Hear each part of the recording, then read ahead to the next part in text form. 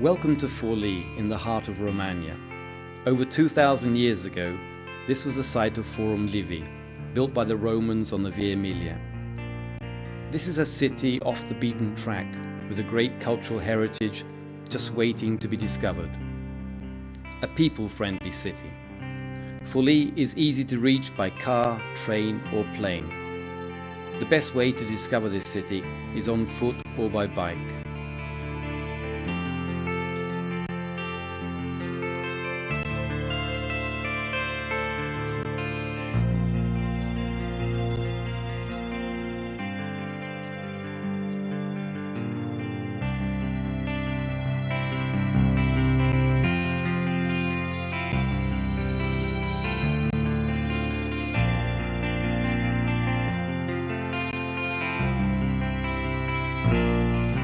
Viale della Libertà is filled with architectural examples of the period from the 1920s to the 1940s. The houses and buildings symbolize the eclecticism and rationalism which characterize the architectural spirit of that period.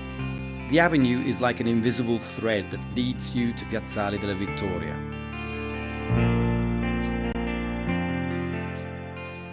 Classicist architecture and the essential lines of rationalism. Alternating architectural features of the fascist period. The war memorial, designed by Cesare Bazzani, towers over the square on the Via Emilia.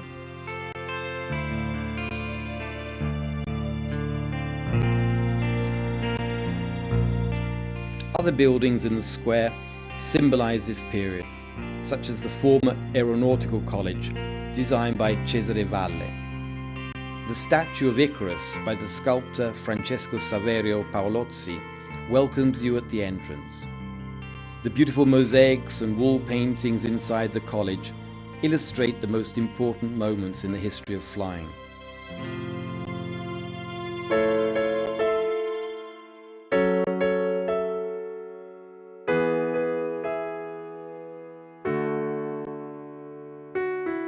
Corso della Repubblica takes you directly to the city centre in just a few minutes.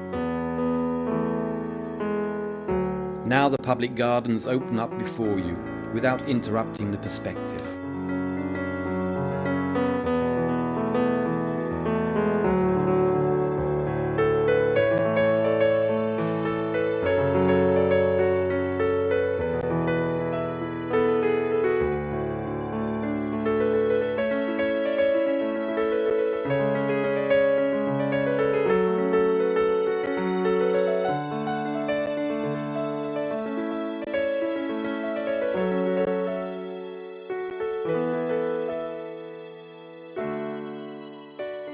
The Ravaldino fortress is just a few minutes away.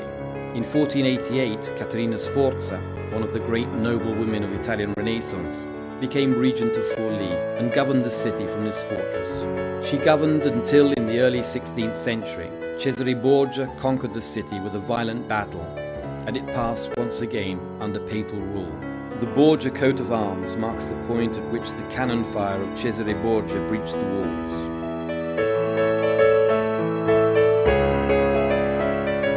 At the end of the 19th century, the fortress was converted to a prison. The walkways and interiors, however, take you back to the period of communes and seigneuries, of secret passageways and cold weapons.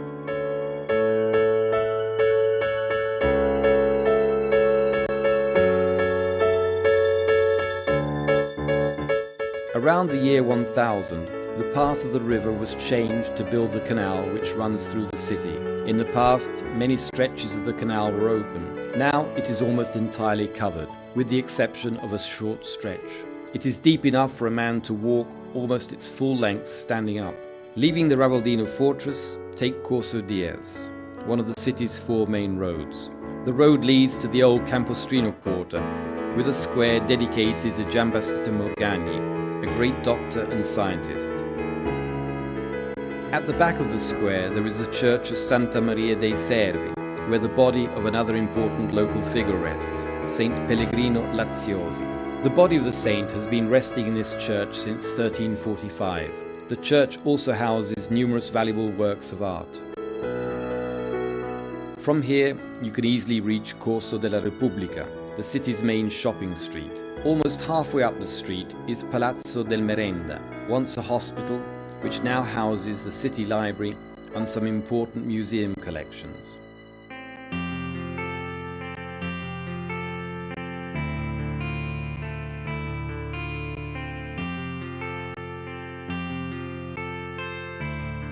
Scholars from all over the world come here to consult the documents of the famous Fondo Piancastelli, a vast historical collection of precious documents and objects of inestimable value.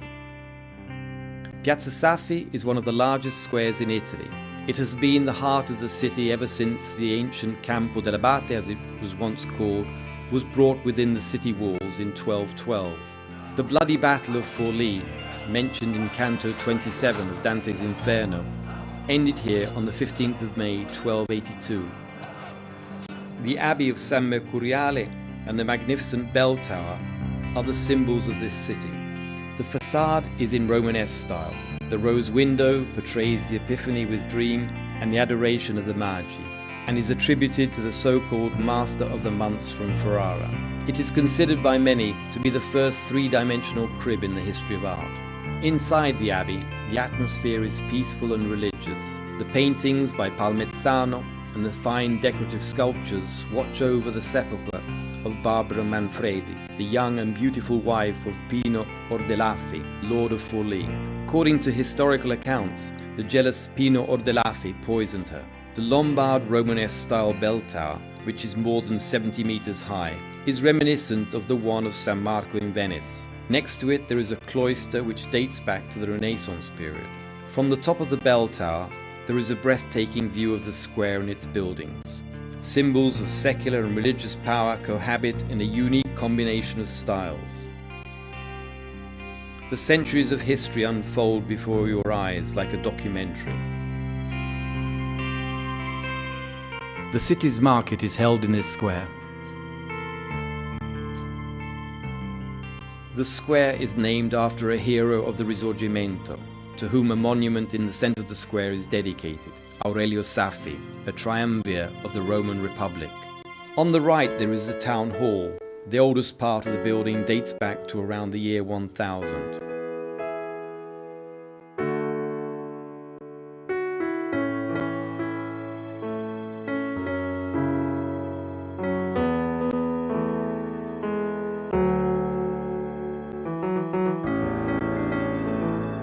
The Civic Tower rises in the small square behind the town hall.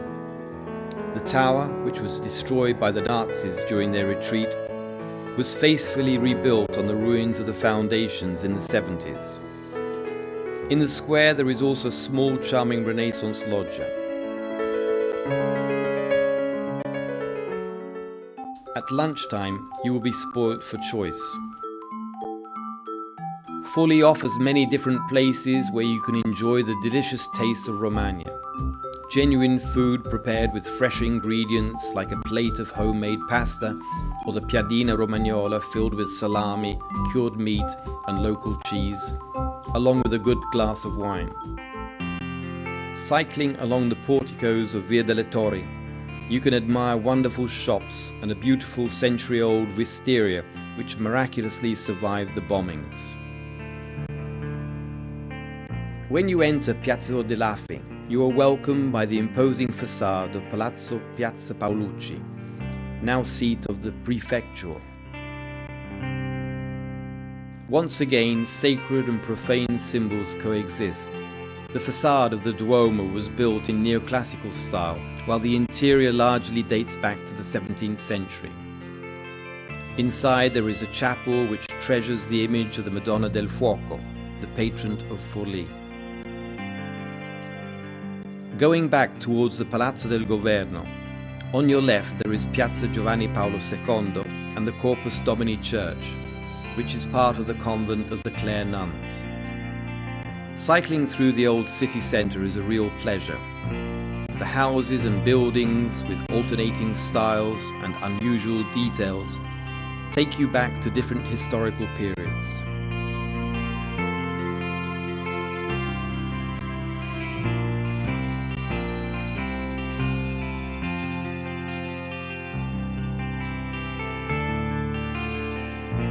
a beautiful quiet corner that leads you back to Corso Garibaldi, the oldest of the four main avenues. It's like stepping back into the past.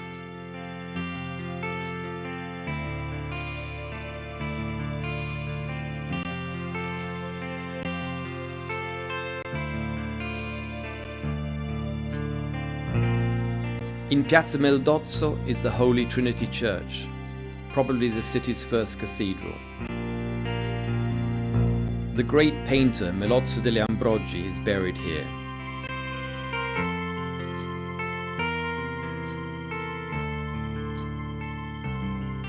Some of the great works of art in this church include the monument to Domenico Manzoni, sculpted by Antonio Canova, which borders on perfection. Back on Corso Garibaldi, going towards the square, you can admire Palazzo Gaddi. In the 18th century, this medieval building was transformed into a sumptuous Baroque residence.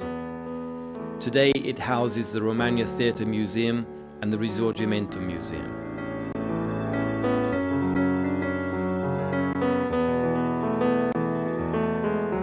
Casa Palmigiani, which features the characteristic Loggia dei Brocchi, is a magnificent example of the 15th century local architecture. Along Corso Garibaldi, you could also admire the imposing Palazzo del Monte di Pietà, now seat of the Cassa dei Risparmi Foundation, one of the driving forces of the city's culture. The Rialto Piazza, dominated by the zero milestone, is the starting point for more spectacular views.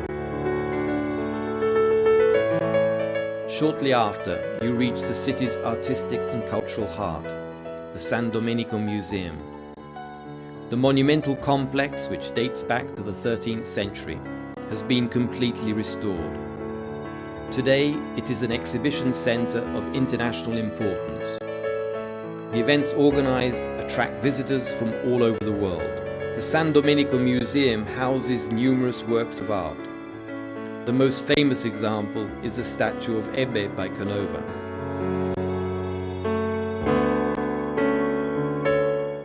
In just a few minutes you can cycle to the city park, a large green space ideal for a pleasant walk.